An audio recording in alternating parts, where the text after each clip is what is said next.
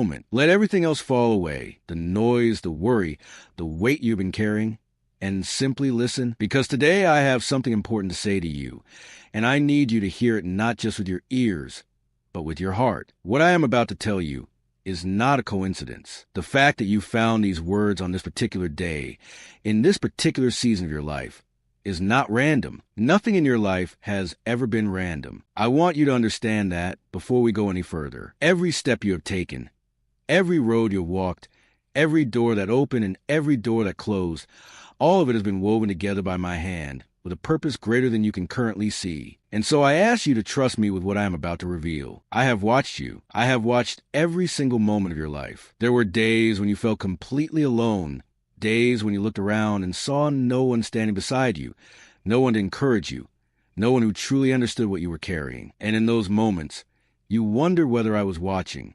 You wondered whether I cared. I want to answer that question clearly and without reservation. I was there. I am always there. I have never taken my eyes off of you, not for a single second of your life. The Bible says, I know the number of hairs on your head. That is not an exaggeration.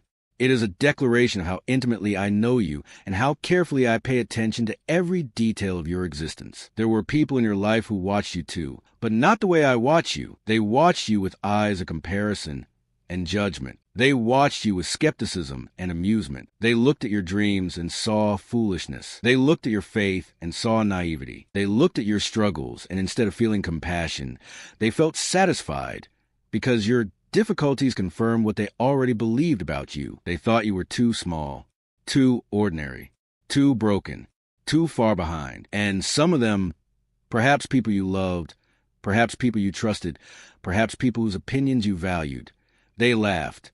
Not always out loud. Sometimes the laughter was subtle, a dismissive tone, a rolled eye, a silence when you expected encouragement, a comment that was small but sharp enough to stay with you for years. I saw every single moment of that. I heard every word. I felt the weight of every sting that landed in your heart. And I want you to know I was not passive. I was not indifferent. I was not somewhere far away, unconcerned with what was happening to you. I was present. And while they were laughing, I was already working. Let me take you back. Let me walk with you through some of those seasons that were the most painful, because I want you to see what was actually happening beneath the surface, what you could not see from where you were standing. Do you remember those early days when you first began to dare to dream? When something lit up inside of you and you began to believe that your life could be something extraordinary? Do you remember the excitement of that? The way hope felt in your chest before the world started pushing back? Before the weight of other people's opinions began to settle on your shoulders? I planted that dream. I lit that fire. I placed that vision inside of you because it was not accidental. It was intentional. I do not give people dreams they are not capable of living. I do not place desires in a heart only to torment that person with impossibility. No, every dream I have ever placed inside of you was placed there because I had already prepared a path to fulfill it. But the path from dream to fulfillment does not look the way most people expect. It rarely looks like a straight line from point A to point B. It looks more like a long, winding road through valleys you didn't expect,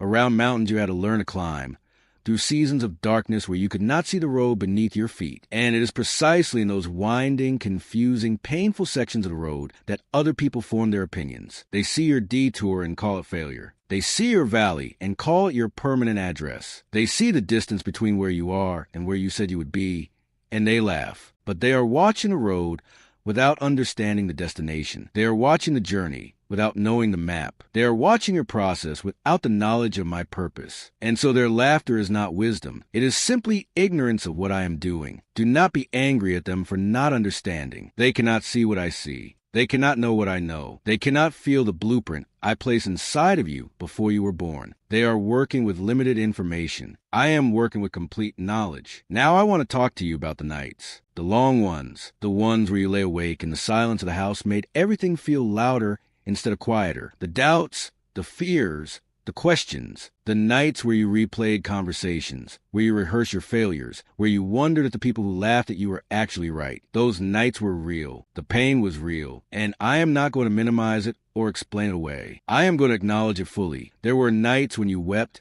and I was holding you even though you could not feel my arms. There were nights when you prayed and heard only silence, and that silence felt like rejection. I know how that silence felt. I need you you to know that my silence has never once meant my absence. My silence has always been a form of working. When I am quiet, I am not sleeping. I am building. I am aligning. I am preparing. Think about how a great symphony is composed before the music ever reaches the audience. There's an enormous amount of quiet work, notes written and rewritten, instruments tuned, rehearsals in empty halls. No one applauds during the rehearsal period. It looks like nothing is happening. It sounds like very little to those passing by. But when the concert hall fills and the music begins, it becomes clear that all that quiet preparation produced something magnificent. That is what has been happening in your life. The silence has been the rehearsal. The waiting has been the tuning. The difficulty has been the preparation. And the concert, the performance, the day when everything comes together and the world bears witness to what I've been building in you. That day is coming. I want to speak directly to something that I know has wounded you deeply, and that is the particular pain of being dismissed by people who should have known better. Not strangers, but people close to you. Family members who heard your dreams and went quiet. Friends who stopped calling when your season got hard.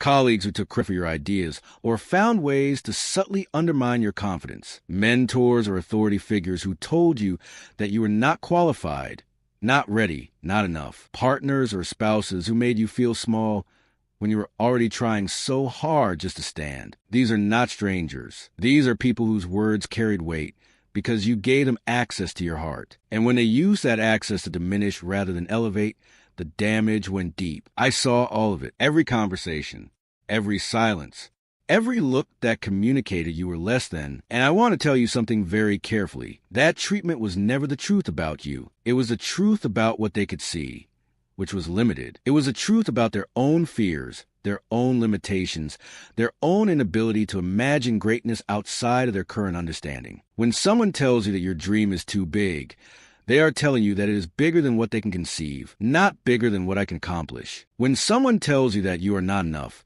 they are revealing the smallness of their own measuring stick, not the limits of your actual capacity. I am the one who created you. I am the one who knows what is in you, and what is in you is extraordinary. But I also want to be honest with you about something else. The laughter and the dismissal had an effect. Even when you knew in your spirit that they were wrong, the words settled in. You started second-guessing yourself. You started shrinking back from things you once pursued boldly. You started asking for permission before pursuing the things I had already placed inside of you as your inheritance. You started keeping your voice smaller, your requests more modest, your hopes more carefully guarded so that they would be less available to be mocked. You started protecting yourself from further embarrassment by not trying as boldly. And that protective strategy, while it felt like wisdom, was actually costing you something. It was costing you altitude. You were flying lower to avoid being shot at, but flying lower meant not going where I needed you to go. I am telling you this not to shame you, but to release you, because today I am asking you to let go of that protective smallness. I am asking you to stop managing other people's comfort levels with your greatness. I am asking you to stop dimming your light, because it makes someone else uncomfortable. The people who laugh at you did not pay for your life. They did not form you in your mother's womb. They do not hold the blueprint for your purpose. I do, and I am telling you,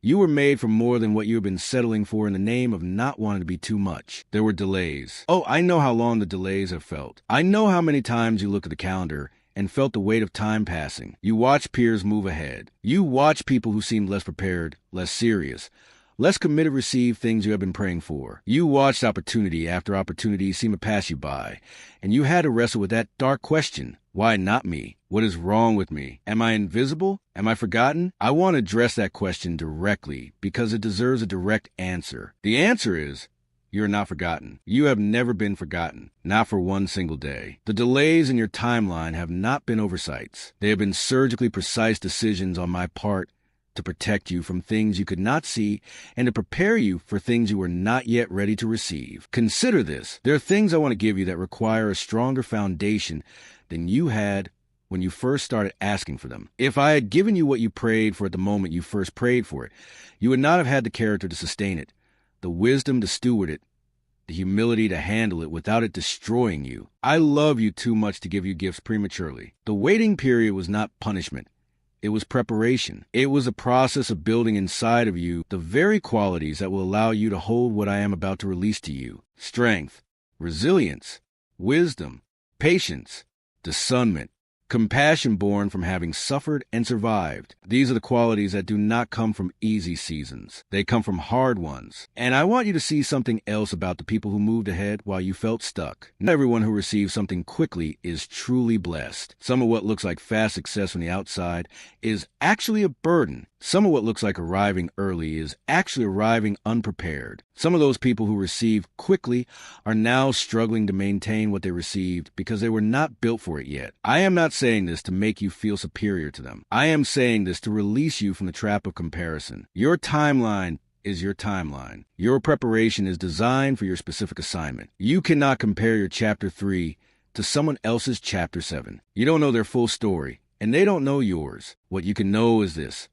I have been working in your chapter 3 to give you what you need to get to your chapter 10 without losing it when you arrive. The thoroughness of your preparation is proportional to the magnitude of what I have planned for you. The longer the preparation, the larger the assignment. The deeper the valley, the higher the summit waiting on the other side. You have been in a long valley. That tells me, and it should tell you, that the summit ahead of you is something significant. Now I want to talk about forgiveness, because as I prepare to open a new season in your life, there's something I need you to release before you step into it. You cannot carry old weights into a new chapter and expect the new chapter to carry the same lightness it was designed to have. The people who laughed at you, who dismissed you, who discouraged you, who betrayed you, I am asking you to forgive them. Not because what they did was acceptable, not because it did not hurt, not because they deserve it. I am asking you to forgive them because you deserve freedom. Unforgiveness is a chain, and every chain you are carrying belongs to a past that no longer defines you. The new season that is coming for you requires you to walk in, not be dragged in. And dragging chains from the past will slow everything down. Forgiveness does not mean you were not wounded. Forgiveness does not mean you reopen access to people who proved they would misuse it. Forgiveness is not the same as trust. You can forgive someone and still wisely maintain boundaries. But the act of forgiveness itself, the internal releasing of the claim you have on their debt to you, that is something you do for yourself. It is something I'm asking you to do because the weight of that debt is holding you in an emotional state that does not match the new season I am preparing you to walk into. You are about to walk into rooms that require peace, opportunities that require clarity, relationships that require openness. Bitterness will block all of it. And so I am asking you, I am urging you, let it go. Hand it to me. I am the righteous judge. I will deal with what was done unjustly. Your job is to walk free. I also want to speak about faith, because faith has been the thing that has kept you in the game through all of this. I know there were moments when your faith felt like it was hanging by a thread. Moments when you prayed and heard nothing. Moments when you read my words and they felt distant and theoretical rather than personal and powerful. Moments when you wonder whether the promises I made were really for you, or whether you were somehow outside the reach of what I had promised to others. I want to tell you something about faith. It is not the absence of doubt. It is a choice to keep moving toward me even when doubt is present. Faith does not always feel like certainty. Sometimes faith feels like walking the dark and deciding to take the next step anyway. And that is exactly what you did. On the nights when you could have quit, you kept going. On the mornings when the weight felt unbearable, you got up anyway. When the voices of discouragement, both from outside and from inside, told you to stop, something in your spirit pushed you forward. That something was me. I placed resilience inside of you like a backbone of steel. I placed persistence inside of you like a fire that refuses to go out. And every time you made the choice to trust me rather than surrender to despair, you were building something extraordinary inside of yourself. You were building the kind of faith that does not need everything to make sense before moving forward. That kind of faith is rare. And it is exactly what the assignment ahead of you requires. Because what I am about to do in your life is not small. It is not a minor improvement. It is not a slight upgrade. I am talking about transformation so complete, so visible, so undeniable, that the very people who laughed, the ones who dismiss you, the ones who wrote you off, the ones who whisper behind your back, they're going to stop and stare, and not with amusement this time, with shock, with recognition, with a kind of stunned silence that only comes when someone witnesses something they cannot explain in natural terms. They will watch your life, and they will not have the language for what they're seeing, because what they are seeing will be clearly beyond the natural. It will be my hand. It will be my favor. It will be my vindication of your patient faithfulness. And I want to be clear about something important. This is not about revenge. This is not about humiliating the people who hurt you. This is not about you being elevated so that you can look down at those who once looked down at you. That is not how I operate. And it should not be how you are motivated. What is coming is about my glory being displayed in your life. It is about your story becoming a testimony that reaches far beyond the circle of people who once doubted you. It is about lives being changed because of what I do in and through you. Your breakthrough is not just for you. It is a declaration to a watching world that I am faithful, that I keep my promises, that no dream I place inside a human heart is too big for me to fulfill. There are people watching you right now, people in your community, your family, your circle, who are quietly hanging on to their own dreams and wondering if those dreams are foolish. They are watching you to see if faith pays off. They are watching your life as evidence of whether it is worth it to keep believing when everything seems to say otherwise. When I elevate you, when I open these doors, when I bring this breakthrough, your life is going to answer their question. Your testimony is going to be the reason someone else decides not to quit. Your miracle is going to give hope to someone who is about to give up on theirs. This is bigger than you think it is. What I am doing in your life has ripples that extend far beyond what you can currently see. And so I want to say this clearly. Hold on.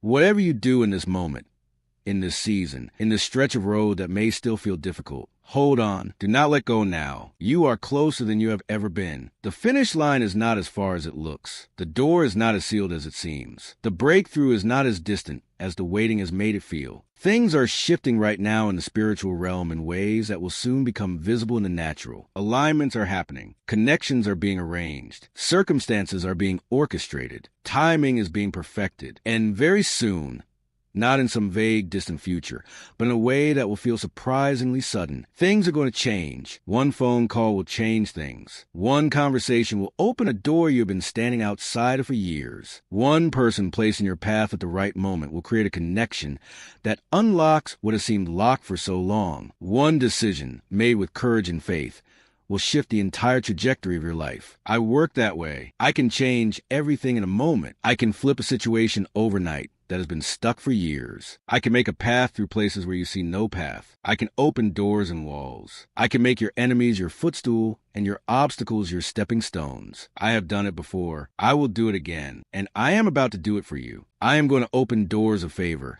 that will feel almost too good to be true. I am going to bring people into your life who see the greatness in you that others missed. I am going to place you in rooms you once only dreamed about entering. Rooms of influence, opportunity, creativity, abundance, peace. I am going to restore what was taken from you.